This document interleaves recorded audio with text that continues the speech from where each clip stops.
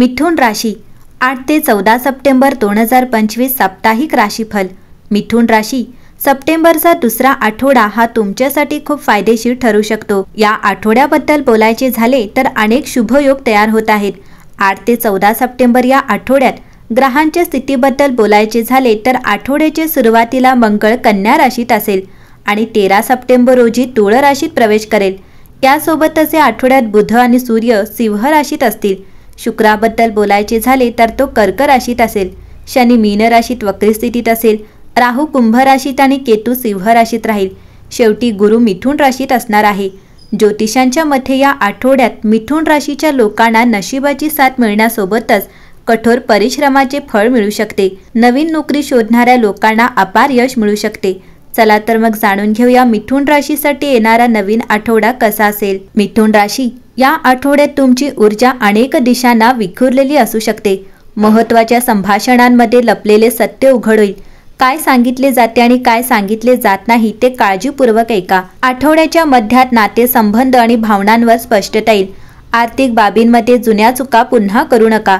भूतकाळातून शिकणे योग्य मार्ग दाखवेल।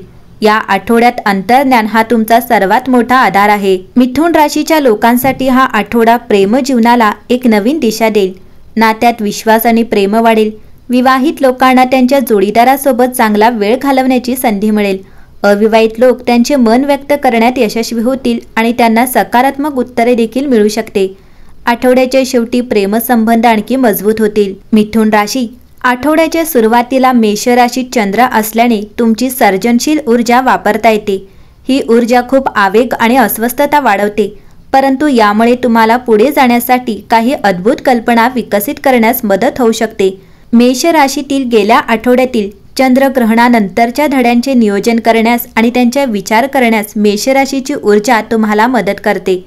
बुधवारी वृषभ राशीतील चंद्र तुमचे लक्ष भूतकाळातील कटू आठवणी पुन्हा निर्माण करण्याकडे आणि सोडवण्याकडे वळवेल।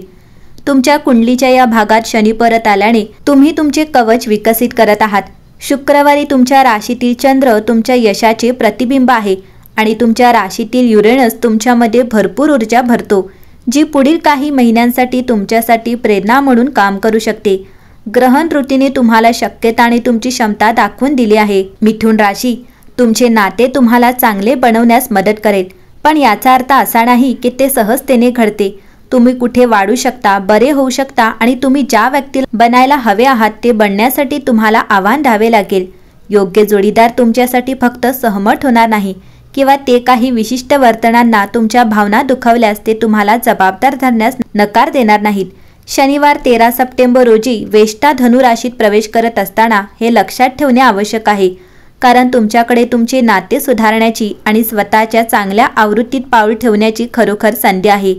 शनिवार 13 सप्टेंबर ते 15 नोव्हेंबर या कालावधीत धनु राशीतील लघुग्रह वेष्टा हा तुमच्या रोमॅन्टिक निवडींद्वारे स्वतःला सर्वोत्तम बनवण्यावर लक्ष केंद्रित करण्याचा काळ आहे।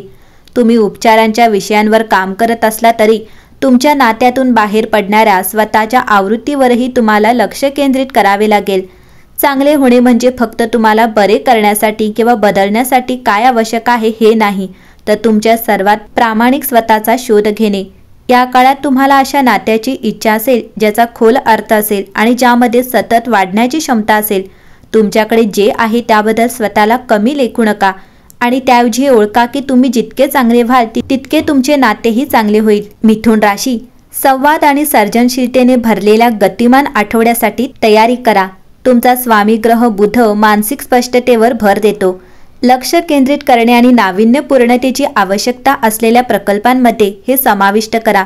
आठवड्याच्या मध्यभागी नेटवर्किंगच्या संधी भरपूर आहेत, म्हणून समवयस्कांशी संवाद साधा आणि विचार मुक्तपणे व्यक्त करा। शुक्र प्रेमाच्या आवडींना उजाळा देतो, ज्यामुळे जोडीदाराशी खोलवर संपर्क साधण्यासाठी किंवा नवीन चाहत्यांना भेटण्यासाठी ते आदर्श बनते। 10 तारखेच्या करिअरच्या ध्येयांना चालना मिळू शकते, कारण मंगळ व्यावसायिक महत्त्वाकांक्षा वाढवतो।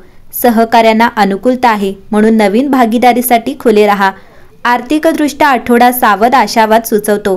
महत्त्वपूर्ण वचनबद्धता करण्यापूर्वी जोखमींचे काळजीपूर्वक मूल्यांकन करा। जसजसा आठवडा जवळ येत आहे तसतसे वैयक्तिक आणि व्यावसायिक जीवनात संतुलनाला प्राधान्य द्या। आरोग्याच्या दृष्टीने मानसिक आरोग्य आणि ताण व्यवस्थापनावर लक्ष केंद्रित करणे महत्त्वाचे आहे। सकारात्मक परिणामांसाठी दैनंदिन दिनचर्येत सजगता किंवा ध्यान समाविष्ट करा। दीर्घकालीन आकांक्षांचे पुनर्मूल्यांकन करून आठवड्याचा शेवट करा। नेपच्यून तुमच्या दूरदर्शी क्षेत्रावर प्रभाव पाडत असल्याने नवीन स्वप्ने उजाळा देत असल्याचे नियोजनांमध्ये बदल करण्यासाठी मोकळेपणाने राहा। एकंदरीत 8 ते 14 सप्टेंबरच्या या 7 दिवसात महत्त्वाच्या कौटुंबिक, व्यावसायिक किंवा सार्वजनिक बाबींमध्ये अग्रगण्य भूमिका घेणे तुमच्यासाठी चांगले राहील।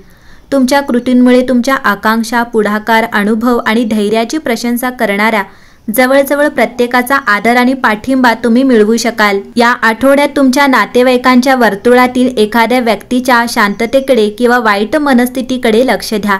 हे शक्य आहे की तो स्वतःच्या अंतर्गत भीती किंवा शंका अनुभवत असेल, ज्याबद्दल उघडपणे बोलण्यासाठी त्याला पुरेसे धाडस मिळत नाही।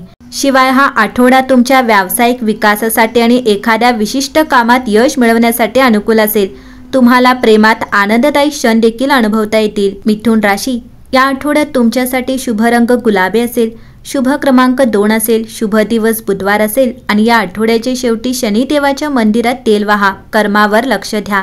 एकंदरीत पाहता मिथुन राशीसाठी हा आठवडा उत्तम असेल।